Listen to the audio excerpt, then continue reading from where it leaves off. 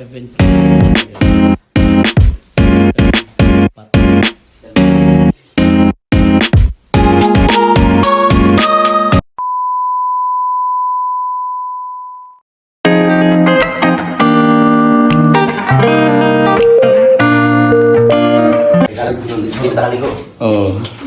Pero kaya tayo siya, habang dali, inside.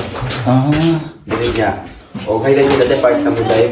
So, abot ko mo Hello tayo. Heaven Cave tayo ngayon guys. Second spot na to. Second trip.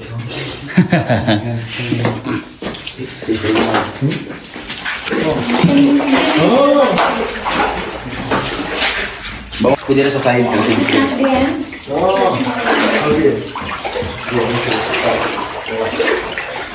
Ayun. Second cave. Ang to bigyan mo dyan eh. Sa high tide. Dito ko to. Imagine hanggang dito yung tubig pag high tide. So, O kaya kaya lang. Hindi siya pwede sa...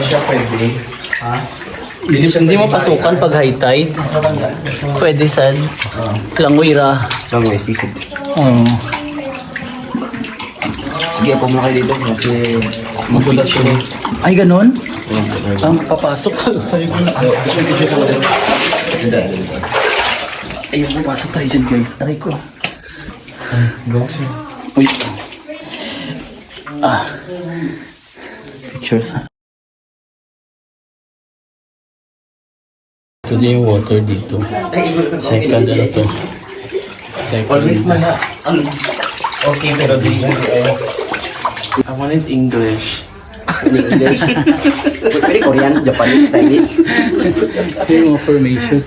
So, familiar naman itawag mga stalactite, stalagmite itong cave.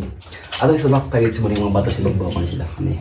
Stalagmite sa itong mga bato sa bus sila. Bato na sila, pero mga sensitive baboy. Ano stalactite sa itong color white, may bawal kuktan. Kaya once makuktan sila, 5 days to 10 days, brown, sunog. Kaya itong kamot na may acid, like white. Ang banbato na ito is white lang. Pero ang banbato na ito is crystallized, kasi diamond. Kasi gula yung try. Okay. So once muktan mo siya, 5 days to 10 days, brown siya. Hanggang brown niya, patay siya na. So balik sa kabuhi, after million years sa mga kabuhi. Ano? So muna na itabo sa mga. Grabe. Kanina. Flash. Sa doon ba sa doon? So this is what we call, sir, this is column. This one. Yeah.